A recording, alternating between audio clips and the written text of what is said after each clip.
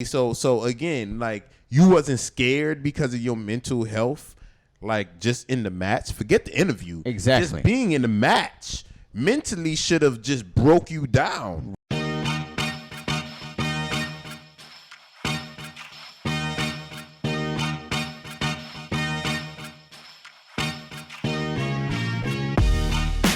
You're now watching a clip from the MarcWes Sports Podcast.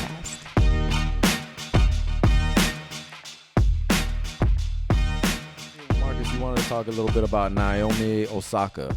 Yeah, so Naomi Osaka, one of the best tennis players in the game right now, is Haitian Japanese player. She actually lives down here in South Florida. Because the beaches. You know, The and this week she said that she is not going to press conferences. The French Open is coming up, and it's one of the major tennis tournaments. It's one of the Grand Slams.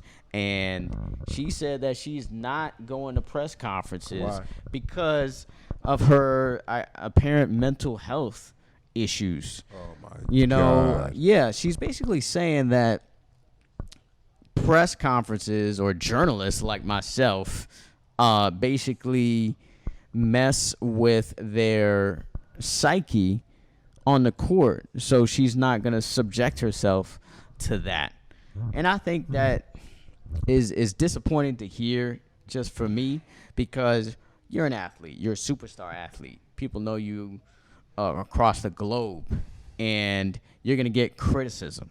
You are going to get criticism. That kind of comes with the territory. If you did not want to be this successful, then you should have stopped balling in the manner that you are doing as a tennis player, because there will be criticism. There will be questions. People want to get your perspective on what happened. Me myself, as a journalist, kind of is taken back at it, because, one, it's our job, and we have to have a story. We have to basically publicize something that people will want to read. So for you to say, hey, I'm just going to remove myself from this situation just because of my feelings, are getting hurt, feels like something that really epitomizes this generation, which I think is soft. You know, like, come on, like, I can't even ask you as a reporter, as a sports reporter, journalist, I can't ask you a question. Halftime here at the Heat and Bucks game, 64-57 in Game 4. But I can't criticize you as a journalist. I can't really ask a question that may strike a certain nerve. I think, Osaka, you need to get some tougher skin, to be honest. Now, mental health, yes, it's an issue for people. And I'm not trying to discount people who have mental health issues, the people who really do have them. But I think it's been a little bit overblown as far as where you can't answer questions. This is part of your job. If it wasn't for people like us, then people wouldn't know about you. People wouldn't know about your story. People wouldn't know about your success and be inspired by it. So you are actually creating a detriment to young Haitian girls that think that they can go out there and be a tennis player and really affect the progression of the black woman in this world.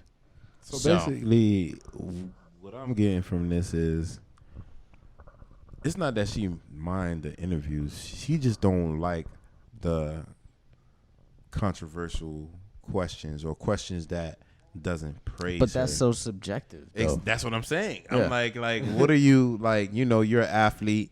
I'm like, if it has something to do with mental health, you know, you probably wouldn't even be able to play in that stadium filled with how many people be Thousands of people. Thousands of people be in the actual stadium when you're actually, having the actual round with whoever you're having with Serena. I know that was packed. You know, I think she went against Serena. She beat Serena. She beat Serena in the U.S. Open. That's what made a name for herself. Exactly. So again, like, you wasn't scared because of your mental health, like just in the match. Forget the interview. Exactly. Just being in the match mentally should have just broke you down. Right. You know, so for you to use that now, I'm just like, yo, I'm looking at it while you saying that. I'm like, imagine LeBron would say some shit like that. You know, like, again, Right, a lot of exactly. LeBron haters, again, you know, we hate LeBron for another reason, you know. But again, like, I could imagine LeBron saying that, and the backlash that he's getting, you know, would get behind that, you know. But I don't know if it's because she's a young woman that's saying that. You know, women get treated differently from men.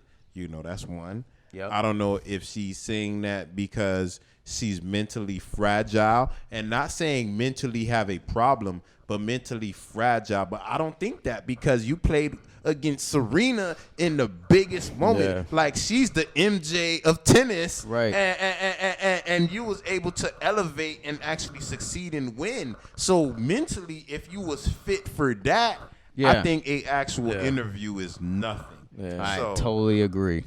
It I is what totally it agree. is. 100%, man. I just think, come on, man. Like, you got to have that mental fortitude to really push through something like that. Exactly. Yeah, other people are going to cry, but you are better than them mentally. Just like Wes said, you're on the biggest stage against the biggest player ever in the sport. Come on, Osaka. You got to do way better than that, because this is not going to stop, and this is going to continue. You're relatively young.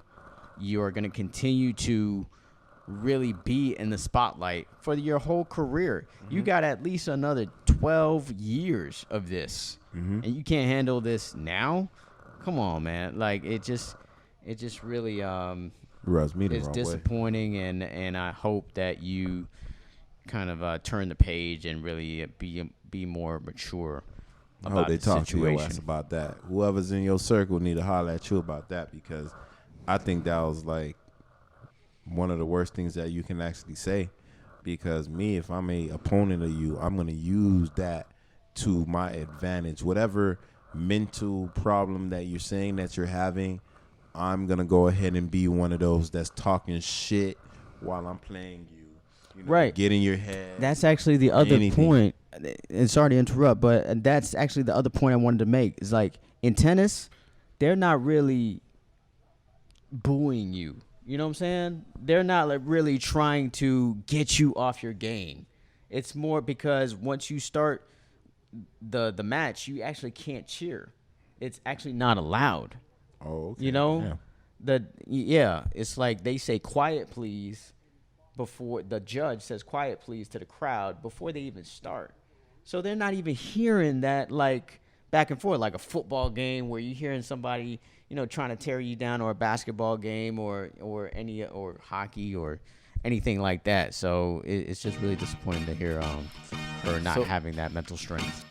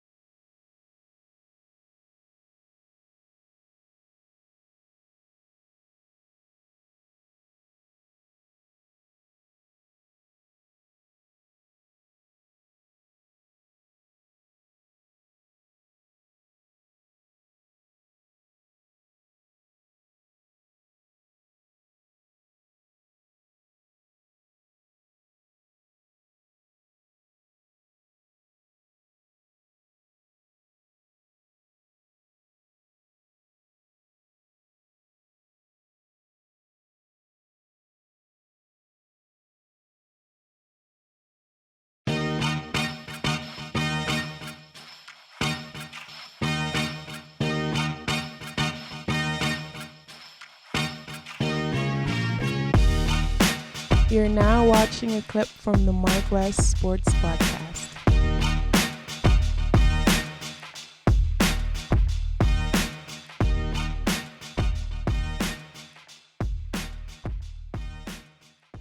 So speaking about like sensitivity or like, I know you had like a WNBA story, like somebody got like offended in the WNBA. Yeah, damn, I don't have the name of the player, but she basically was in a game and a coach. What game? What type of game? It was a regular season basketball WNBA game. Okay. And the coach of the opposing side was talking to the ref and said, "Hey, give us a break. She's 300 pounds.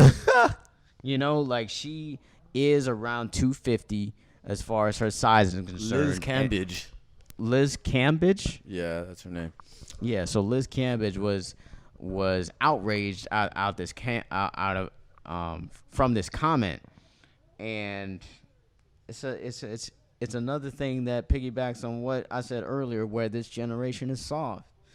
And come on, like, you're a woman trying to be, the Me Too movement? Like, you're trying to be on the same level, but you can't take the same criticism or scrutiny. And this coach got fined $10,000 for it. I want to say that the coach got fined $10,000 because she came out on social media and said it. And he had to only apologize because of that. And I think he had to apologize, and I think he got suspended for one game too. Like, I would all have of that. apologized. Like, just because of that.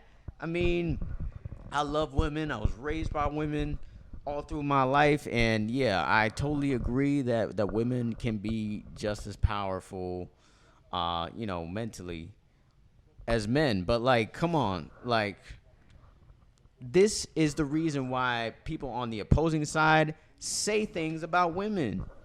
They say, okay, you're too emotional, because this was an emotional reaction. Imagine. Like somebody, and then literally the thing that most women, like, if you said something about your dime's weight, she'll probably be sensitive about it, and same for me. So it's almost like the typical thing that you could say to a woman that would be offended by it, and you're going to come out and say something about it. I mean, come on, man. Like, it's just ridiculous. If you are a professional athlete, especially a sport like basketball, where they are going to criticize you, the opposing crowd is going to criticize you, but yet you can't take a coach, not even saying something directly to you, you're going to take offense to that? It's crazy. This is the whole reason why I do not need, women playing men's sports with men. This is kind of one of our arguments that we had before. I'm just thinking, like, imagine if it was another woman that said that. What's she gonna say? Is the offense gonna be so offensive? Right. You know what I'm saying? Like, but again, of course, I feel like women can do a lot of things that men can do, but again, one of those things that need to pick up is have a little tougher skin, especially when you're in certain sports, because you're gonna have all type of people talking shit. You can have myself that don't even watch WNBA, like, because of whichever reason. Same thing like Marcus or anyone else with whichever other sport. You know the reason, because it's not as entertaining as other sports. It's boring, Me personally, like, I ain't gonna lie to you. The way that you get men to watch women's sports, it's not good to say this, but it has to be a lot more sexual. And if they're dressing a certain way while they play that sport, I guarantee you the numbers will go up. You know what I'm saying? It's just like that football women lingerie football. Exactly. The views was up. Yeah, and they knew how to play. And they know how to play too. So it's not just that. But again, but then you have people, you want to sexualize women. They need to bring back lingerie football. Huh? They need to bring back lingerie football. It was good. I don't the know product why. was good. Before the Me Too movement. Yeah. Nah, that's definitely not coming back. 'Cause Actually, but then you sent me something like on some basketball. It was like lingerie basketball. That's Remember? what- yeah. Oh, yeah, that was yeah. love. You Some feel lingerie me? basketball. That's what I'm saying. Man, But if I would have again, known about it, I would have definitely told y'all. what I don't understand is, how they have, Candace Parker, I understand she knows basketball. She bees on there with Shaq, Dwayne Wade, even actually having Shaq look crazy. But I don't see a Shaq, a Charles Barkley, a Dwayne Wade going on WNBA to do that same thing that Candace Parker is doing on TNT with them on the men platform.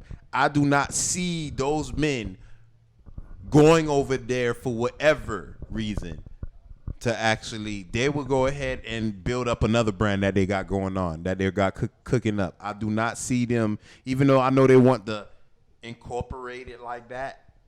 I don't see it.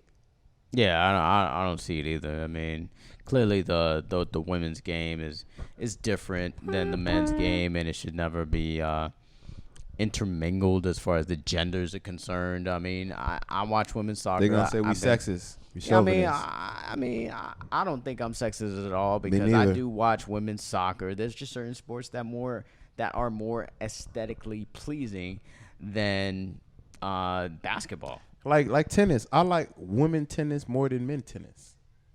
Yeah, I could say that. I could see that. Same thing like with volleyball. Women volleyball rather than men volleyball. Women gymnastics. Women, Same thing. Women track. Simone Biles, she did like some crazy shit. I think like not too long ago, a few days ago.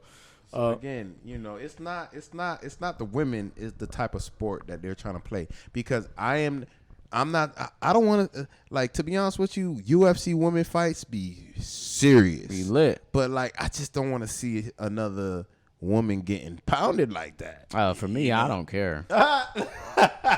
Yeah, for me, I don't care. I mean, They're getting paid for I can watch that. I just like watching. fun. I just Yeah, like they watching can fight. knockouts, and it Yeah, doesn't they can matter fight. to me. They Yeah, can fight. yeah, If they can fight, if you can fight, you can fight. If you fight, you fight. If you get choked out, you get choked out. But that's the you real know, fights, it's though. all it is. Because, we used to seeing women pulling hair and stuff. So when they really punching and knocking people out and choking them out, it's a real good fight. So, yeah, I definitely agree on that stance. But, what else we got, transition Chris? now?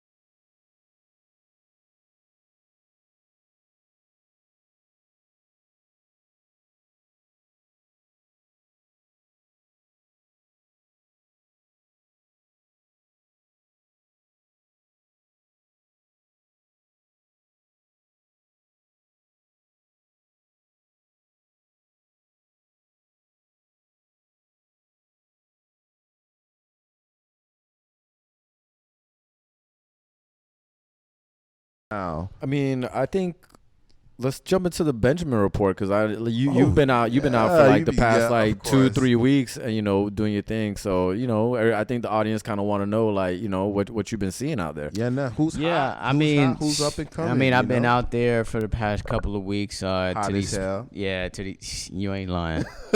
You ain't lying. Oh my gosh! Like yesterday, I thought it was gonna be over for me for real, because it was like 5 o'clock in the afternoon. I was like, oh man. But I mean, I've been around town, around this city, around this football hotbed, and getting a close look at the best players in South Florida, because a lot of them will be going into the league in the future. And one in particular was Earl Little Jr. Earl Little Jr. is a legacy kid from Miami. Earl Little Sr. Played for Miami, also played in the NFL. His son plays American Heritage, and Earl Little Sr. coaches his son right now at that school, who I think is one of the best teams, if not the best team, in Florida. Okay. Now, the other team that's in contention with them is IMG Academy, and I kind of talked to you about them before, how they're basically like a junior college as far as talent is concerned. They will play them first game of the year. That was announced this week. So that's going to be one of the biggest high school football games in the country coming up in August. Is the kickoff game. But the player, Earl Little Jr., is actually number one on Nick Saban's board. What position he plays? Cornerback. Oh, damn. He's the number one cornerback on Nick Saban's board. So he's the you pastor already chain know, junior. So you already know how good he is. But unfortunately, like I said, he's a legacy kid from Miami, is not being recruited by Miami. Why is that? They jumped in late in the game. With these kids, you got to jump in early. You got to jump in on their sophomore year if you really want to have a chance at these kids, because he is going to be on his way to USC. He's going to be visiting with Oregon. He's going to be going to Alabama. There's no shot. Even Florida State as well. He's going to be visiting. Not Miami? But either? not Miami. At all? No visits? No. As far as I know, from what I know, my sources are telling me he's not going to Miami at all. So, which is crazy that he's the number one cornerback on Nick Saban's board, and we don't even have a shot at a legacy kid, a player that a player's father who's played at the U and went to the NFL. It's just ridiculous. This is why they ain't trying to do no more 30 for 30s, man. Yeah, Miami. So, and his father loves the U, still represents the U. I actually posted a picture on Twitter with him and all of the UM players, including Jake Garcia, the quarterback. So you're saying it's a shot? No, there's no shot. There's no shot, unfortunately. I'm not going to paint the pipe dream for Hurricanes fans that might be watching this. There's no shot in us getting Earl Little Jr., unfortunately. Now, you may have a chance at Jacoby Spells. Jacoby Spells is also a good cornerback on the same team. You have a legitimate shot of getting him, I think. But in the intra-squad scrimmage that I went to, he got burned by Brandon Ennis, who I think is the best football player in South Florida right now, and he's going into his junior year. What position does he play? Brandon Ennis is a wide receiver. Okay. Yeah, I posted him. I think we posted him on a previous Benjamin report with the podcast, and he's the one who said he was a grown man.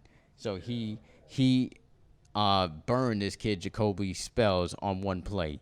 Now, I'm not saying Jacoby Spells is not a great player. He is one of the best cornerbacks in South Florida, but we do have a chance to get him.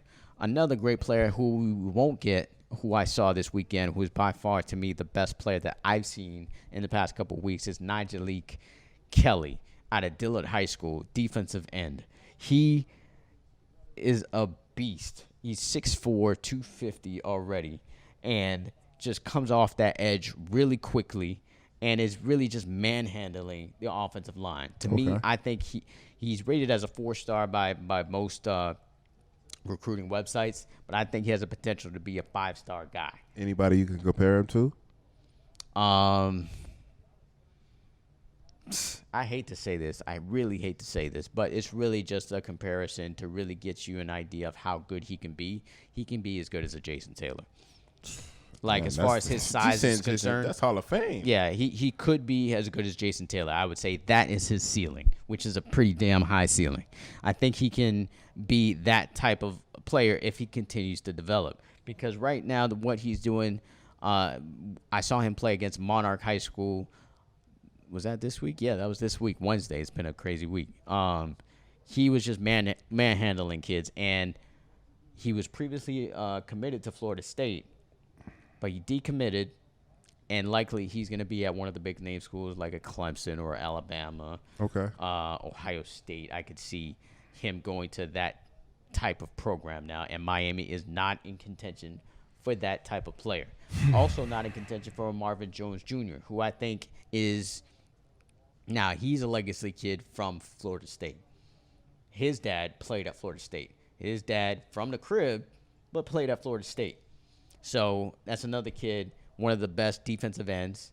Again, a player similar to Nigel Lee Kelly that I just described.